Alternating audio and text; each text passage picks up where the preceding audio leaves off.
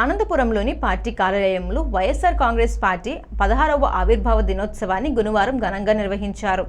విజయనగరం జిల్లా ZP chairman, party జిల్లా అధ్యక్షుడు మజ్జి శ్రీనివాసరావు ముఖ్య అతిథిగా హాజరై పార్టీ జెండాను ఆవిష్కరించారు. అనంతరం కేక్ కట్ చేసి కార్యకర్తలకు శుభాకాంక్షలు తెలిపారు. పార్టీ బలోపేతానికి కార్యకర్తలు కృషి చేయాలని ఆయన పిలుపునిచ్చారు.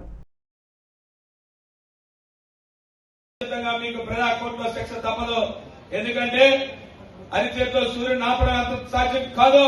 వైఎస్ఆర్ పార్టీ కార్యకర్త రేపు 2029లో మళ్లీ జగన్మోహన్ రెడ్డి నాయకత్వంలో ఇవాళ ఈ రాష్ట్రంలో ఉన్న ప్రజలందరూ కూడా, ముఖ్యంగా ఈ భీమ నియోజకవర్గంలో ఉన్న ప్రతి ఒక్క వైఎస్ఆర్ పార్టీ కార్యకర్త మళ్లీ ప్రజలతో మమేకమై మళ్లీ ప్రజలందరినీ స్వభావం చేసుకుని ఖచ్చితంగా మళ్లీ అధికారంలో రావడానికి, జగన్మోహన్ రెడ్డి ముఖ్యమంత్రి చేయడానికి ఈ వేదిక మీద ఉన్న పెద్దలు గాని, ఈ వేదిక మీద ఉన్న వైఎస్ఆర్ పార్టీ కార్యకర్తల నాయకులు గాని ప్రతి ఒక్కరు నడుము బిగుస్తున్నామని చెప్పి ఇవాళ ఈ ఆవిర్భావ దినోత్సవం పరంగా మనందరం కూడా ఒక మంచి కార్యక్రమంతో ముందుకు పోతున్నామని చెప్పి వాళ్ళు తెలియజేస్తా ఉన్నాం.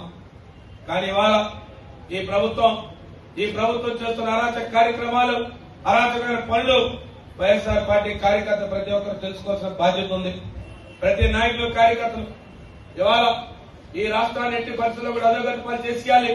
రేపు 29లో మళ్లీ జగన్మోహన్ రెడ్డి అధికారంలోకి వస్తే ఒక్క రూపాయి కూడా పరపత పుట్టకుండా, ఏ ఆదాయం మన మార్గాలు లేకుండా అన్ని వనరులు తీసుకుపోదాం అనే ఆలోచనతో ఒక దోపిడీ కార్యక్రమానికి తెరలేచారన్న విషయాన్ని ఇవాళ ప్రజలకు తెలియజేసిన బాధ్యత ఉంది.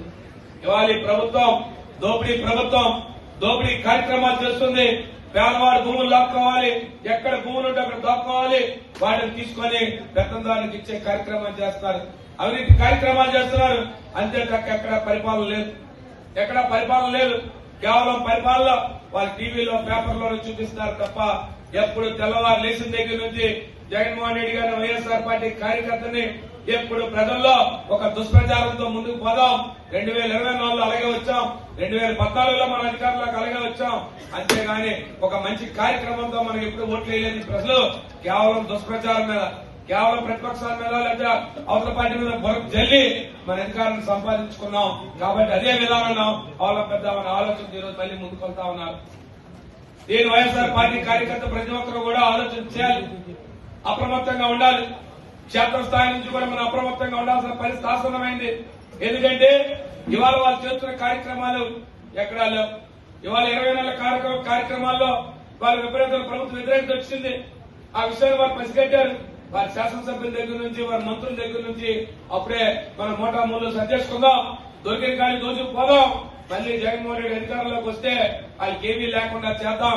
వచ్చేది వైఎస్ఆర్ పార్టీయే, మళ్లీ వచ్చేది జగన్మోహన్ రెడ్డి గారే, మనం వెళ్ళిపోతాం ఎందుకని చెప్పి ఆలోచిస్తూ ఉన్నారు.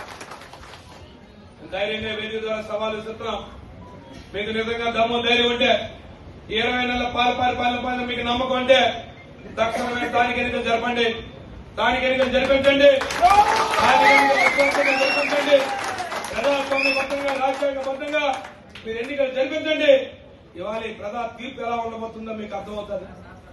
కానీ మీరు అలాంటి కార్యక్రమం చేస్తారని మేమైతే అనుకోవటం లేదు. ఏది ఏమైనప్పటికీ కూడా ఇందాకే సోదరు చెప్పారు, వైఎస్ఆర్ పార్టీ ఎప్పుడూ కూడా బలోపేతంగా ఉండాలి, క్షేత్రస్థాయిలో బలోపేతంగా ఉండాలి. క్షేత్రస్థాయిలో బలోపేతంగా ఉన్ననాడే